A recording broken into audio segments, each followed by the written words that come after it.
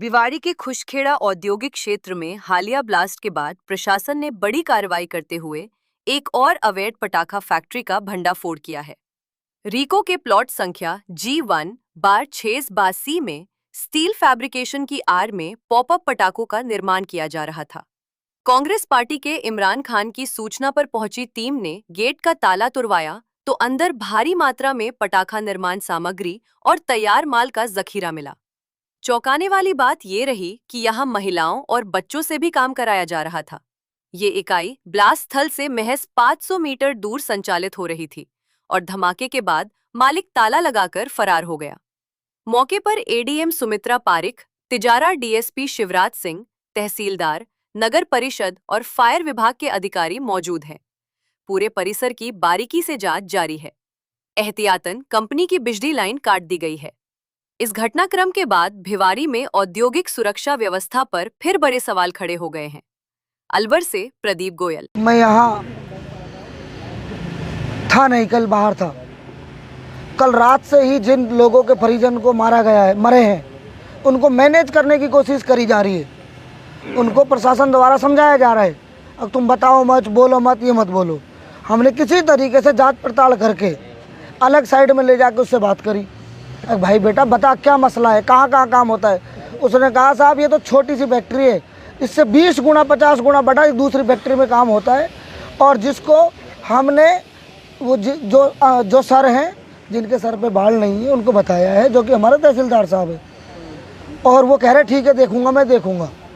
मैंने कहा तू हमें दिखा, तो मैं उनको चोरी से गाड़ी में लेकर आया। हम 2-3 गाड़ियों में उनको दिखा के फिर वापस भेज दिया कि उनको बेचारों को डर लग रहा है, उनको धमका देंगे ये। भाई अब वो बेचारे बिहार के लोग हैं। तो हमने देखा तो अंदर यहाँ धुआं भरा हुआ है, पूरे विस्फोटक सामग्री से, पूरे पैकिंग मटेरियल से, पटाखा बनाने के कारोबार यहाँ चरम, मतलब बहुत हाई लेवल पे, उससे 50 गुना ज़्यादा है। हमने बोला कि भाई आपको बताया था, आपका काम तो ध्यान देना है नहीं, आप तो खाली प्लाटिंगों पे ध्यान देते हो। तो एसडीएम ने हमारे साथ, वो तहसीलदार ने हमारे साथ बहुत भयंकर लेवल की बदतमीजी करी है। अब बोला गलत आदमी से तुमने पंगा ले लिया, गलत आदमी को तुमने छेड़ने का काम किया है, तुम्हें इसका भुगतान करना पड़ेगा, तुम्हें इसे वो भुगतना पड़ेगा, और तुम्हें मैं दिखाऊंगा, और मैं दिखाऊंगा तुमको, और जो तुम सीखे हो वो बिगाड़ लेना। मतलब एक तो हम लोगों की जान बचाने का काम करें, जो प्रशासन का काम है वो हम करें। हमने इस फैक्ट्री को पकड़ा है यहाँ के, और ऊपर से हम इनकी धमकियाँ झेले। अब हमें डर है, अब ये तहसीलदार जिस तरीके से यहाँ 2-2.5 साल से गुंडागर्दी करता है, 1.5-2 साल से, आगे भी ये कोई ऐसा बुरा काम करेगा और ये चिन्हित करके, टारगेट करके आदमी के साथ दुश्मनी साधता है।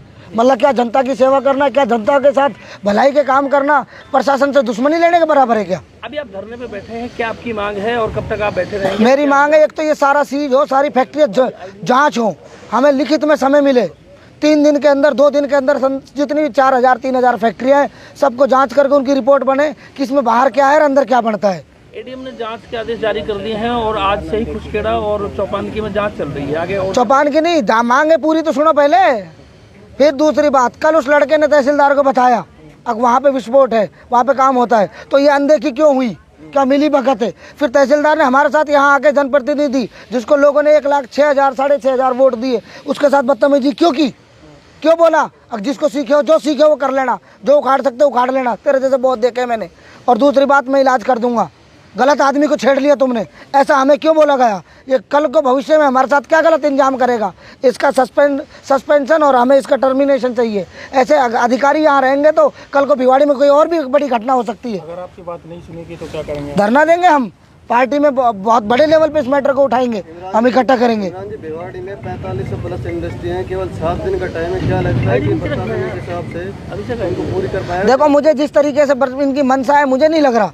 कल इतना बड़ा ब्लास्ट हुआ, उससे 200 मीटर 300 मीटर दूर ये इतनी बड़ी फैक्ट्री है, इसको नहीं पकड़ पाए तो आगे क्या करेंगे ये लोग?